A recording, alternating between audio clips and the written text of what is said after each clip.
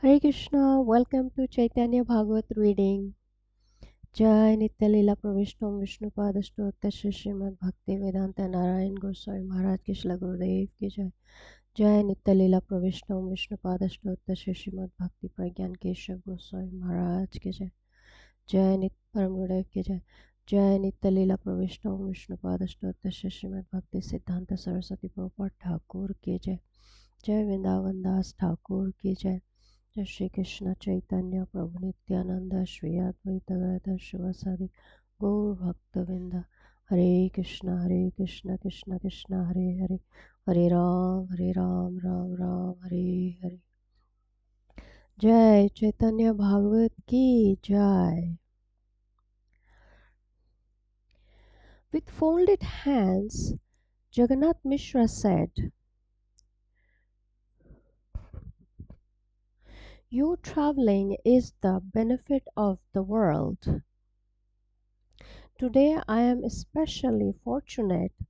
Please order me, and I will go arrange for your cooking." The Brahman replied, "Please do whatever you feel suitable." Jagannath Mishra then happily arranged all sorts of palatable ingredients. Jagannath Mishra and Sachi Devi nicely cleaned the kitchen and kept all the ingredients ready for cooking. Satisfied with the arrangement, the Brahman cooked and then sat down to make an offering to Krishna. Sri Sachinandan, the super soul of all living entities, then decided to give darshan to the Brahman. As soon as the great Brahman began to meditate, Sri Gaurasundar came before him. The Lord was naked, and all of his limbs were covered with dust. His eyes were reddish, and his hands and feet were most beautiful. The Lord smiled and took a handful of the Brahman's rice. He then ate the rice as the Brahman watched. The fortunate Brahman cried out, "Alas, alas! This naughty boy has stole the rice." Jagannath Mishra came there and saw Sri Gaurasundar was smiling as he ate the Brahman's rice. In anger, Jagannath Mishra rushed to beat the Lord. The Brahman, however, got up and apprehensively caught hold of Jagannath Mishra's hand. "Mishra, you are supposed to be a cultured Aryan. What is the use of beating this ignorant boy?"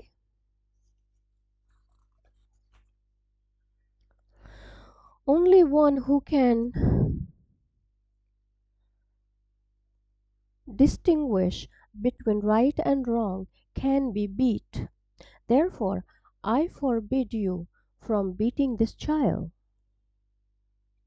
Jagannath Mishra then sat down in distress, holding his head with his hands. He could not speak or lift his head.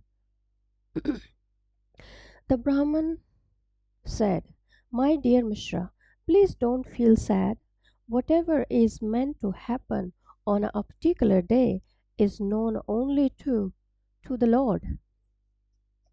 Please bring whatever fruits and roots are there in your house, and I will eat those today." Jagannath Mishra said, If you at all consider me your servant, then please cook again. I will make all arrangements. We have all the ingredients for cooking in the house. Please cook again, then I will feel satisfied. All the friends and relatives of Jagannath Mishra present there also requested the Brahman, please be merciful on, on us and cook again. The Brahman said, all right, according to your desire, I will certainly cook again. Everyone there was happy to hear the Brahman's decision, and they immediately cleaned the kitchen. They quickly assembled all the ingredients, and the Brahman began to cook. Everyone concluded, this child is very restless and may spoil the offering again. Therefore, please take him to another house until the Brahman finish cooking and eating. Sachi Devi then took her son in her arms and went to the neighbor's house. All the ladies, they said, listen, Nimai, you shouldn't have eaten the Brahman's rice like that. The Lord smiled within his moon-like face and replied, what is my fault? The Brahman called me. Everyone then said, oh, deceitful Nimai, what will you do now that you have lost your caste? Who knows that Brahman? What is his caste? Where is he from? Now that you have eaten his rice, how will you maintain your caste?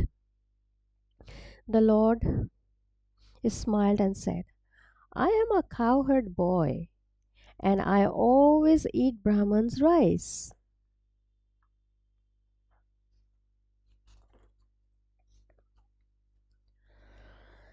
How can a cowherd boy lose his caste by eating a Brahman's rice? Saying this, the Lord looked at everyone and smiled. In this way, the Lord revealed his identity while speaking deceive, deceive, deceptively. But by the influence of his Maya, no one could understand him. Everyone laughed upon hearing the Lord's explanation. No one wanted to set him down from their embrace. As the Lord smiled and sat on various people's laps, whoever held him merged in an ocean of bliss. Meanwhile, the Brahman finished cooking again, so he sat down to make the offering. In, in meditation, the Brahman called Bal Gopal to eat, and Lord Sundar, the, the super soul, immediately came to know this. Putting everyone into illusion, the Lord secretly came before the Brahman with a smile on his face. Unseen by others, the Lord then took a handful of rice and ate it, ate it as the Brahman watched.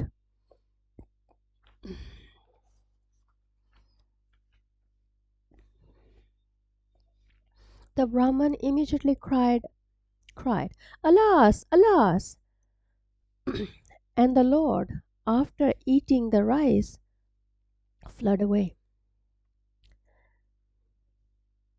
Enraged, Jagannath Mishra got up, took a stick in his hand, and chased after the Lord in anger. The Lord fearfully fled into another room with Jagannath Mishra chasing behind and chastising him in anger. Jagannath Mishra said, "Just wait and see what I'll do to you today. Although I am an Aryan, you consider me a fool who has such a great thief for a son." Saying this, Jagannath Mishra chased after the Lord in anger. Everyone present tried to restrain Mishra, but he said, "Leave me alone. Today I'll beat him."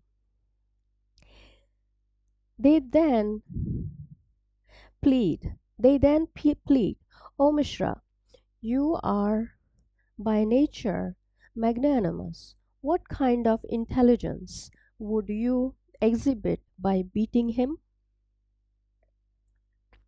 He doesn't understand what is right and what is wrong.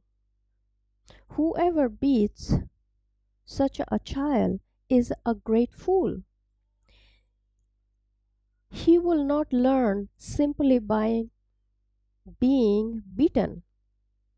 Children are all restless by nature.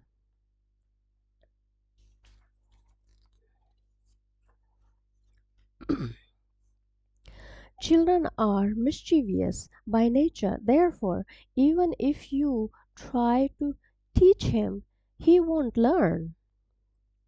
At that time,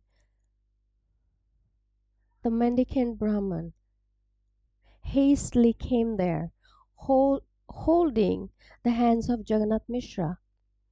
He spoke, "Listen, Mishra, this child is not at fault. Whatever is meant to happen on a particular day will certainly take place. Today, Krishna has not allotted me any rice. I am telling you this. This is my realization."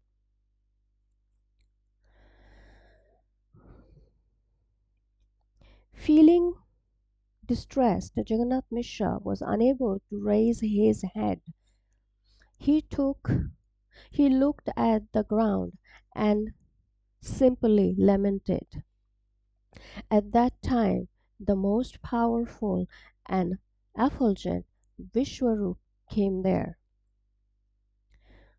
There is no comparison to the matchless sweetness of Vishwarup's bodily limbs. A Brahman thread hung on his shoulder. He is the source of the Brahman effulgence, and though in different form, he is directly Lord Nityananda.